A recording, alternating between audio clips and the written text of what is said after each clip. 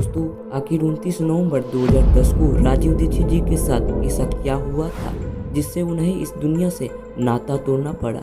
इस कड़ी को समझने के लिए वीडियो को अंत तक जरूर देखें।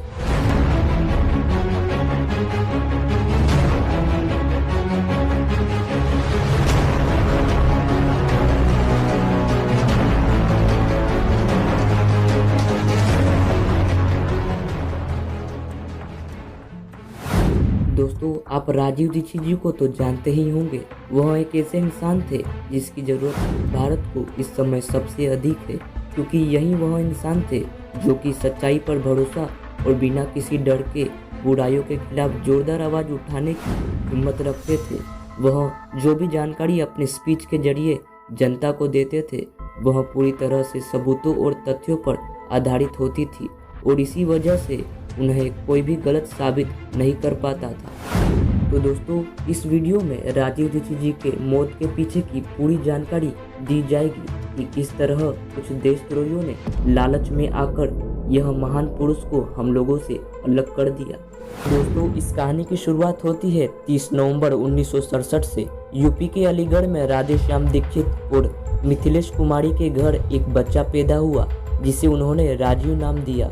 शुरुआती पढ़ाई वैसे ही हुई जैसे यूपी के किसी मिडिल क्लास फैमिली के बच्चों की होती है, लेकिन इलाहाबाद में बीटेक करने के दौरान राजीव दीक्षित जी को उनका मकसद मिला।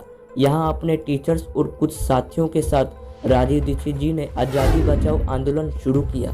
1984 में हुई भोपाल गैस त्रासदी पर राजीव दीक्षित जी का मानना था कि यह कोई हादसा नहीं बल्कि अमेरिका द्वारा किया गया एक परीक्षण था जिसमें भारत के गरीब लोगों को शिकार बनाया गया।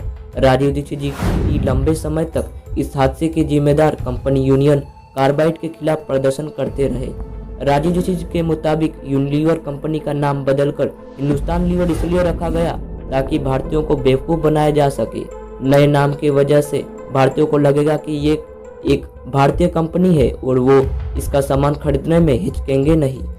दोस्तों, राजीव दीक्षित जी देशद्रोहियों की जानकारी को लोगों से छुपाते नहीं थे। वह साफ साफ लोगों से सबूतों के आधार पर कह देते थे, जिस कारण उनके कई दुश्मन पैदा हो गए। राजीव दीक्षित के बारे में मौजूद जानकारी के मुताबिक वो 2009 में बाबा रामदेव के संपर्क में आए और उन्होंने ही रामदेव को देश की समस्याओं और काले धन वगैरह के बारे में बताया, जिससे रामदेव बहुत प्रभावित हुए और दोनों साथ में काम करने के लिए सहमत हो गए। इंटरनेट पर दोनों तरह की जानकारी मौजूद है।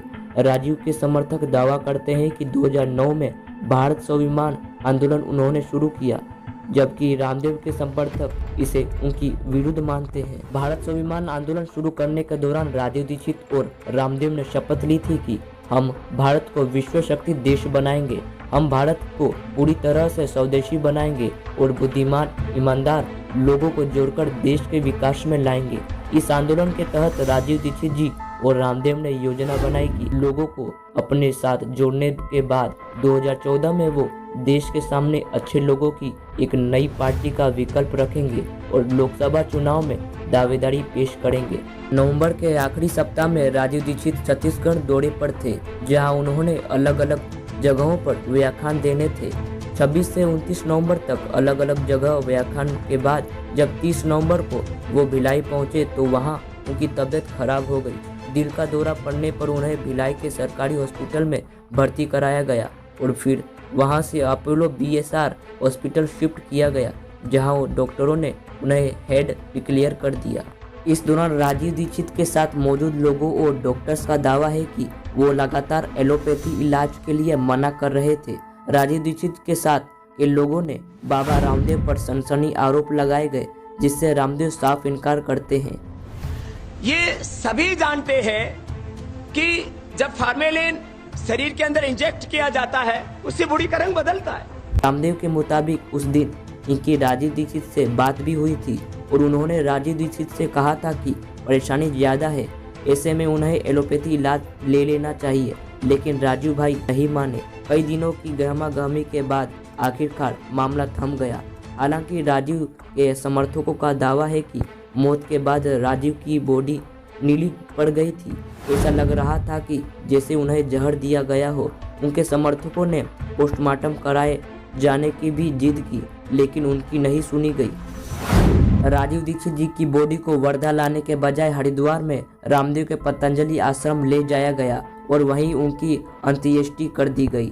अब सबसे बड़ा सवाल यह है कि यदि राजीव दीक्षित जी की हत्या हुई है तो वह कौन सा जहर था। इस पर सोचने पर मुझे लाल बहादुर शास्त्री जी की हत्या याद आती है। दोनों की मृत्यु के लक्षण बहुत मिलते जुलते हैं। मैं समझता हूँ कि राजीव दीक्षित जी की हत्या के लिए डिजिटेलिस नामक एक स्वादहीन गंधहीन धीमे विष का प्रयोग हुआ है, जिससे अति सूक्ष्म मात्रा में खाने में मिलाकर देने से व्यक्ति की 24 घंटे के अंदर हृदयघात से मृत्यु हो जाती है। लाल बहादुर शास्त्री जी को मेमुना बेगम ने केजीबी के द्वारा यही जहर दिया था। हालांकि हत्या का आरोप कभी भी साबित नहीं हो सका। तो दोस्तों, अंत में बस यही कहना चाहता हूँ कि आज के समय में राजीव दीक्षित जी की तरह महान समाज सेवक बहुत ही कम देखने को मिलते हैं। हालांकि भले ही वह इस दुनिया में नहीं रहे, लेकिन उनके ऑडियो, वीडियो तथा पुस्तकों को देखकर आज भी उनके जिंदा रहने का एहसास होता है। यदि आप राजीव दीक्षित के विचारों को जिंदा रखना चाहते हैं तो इस वीडियो को कोने कोने में पहुंचाएं। राजीव जी को सोच कभी खत्म नहीं होनी चाहिए। आने वाली पीढ़ी तक इस दिव्य आत्मा के कार्य पहुंचाने का कार्य अब आपको करना है।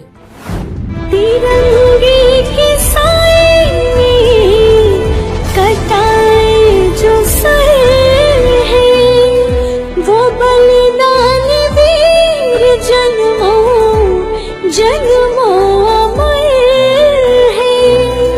जरूरत है फिर से उनकी, जरूरत है फिर से उनकी, हिंदुस्तान को भुला देंगे कैसे उनके बलिदान।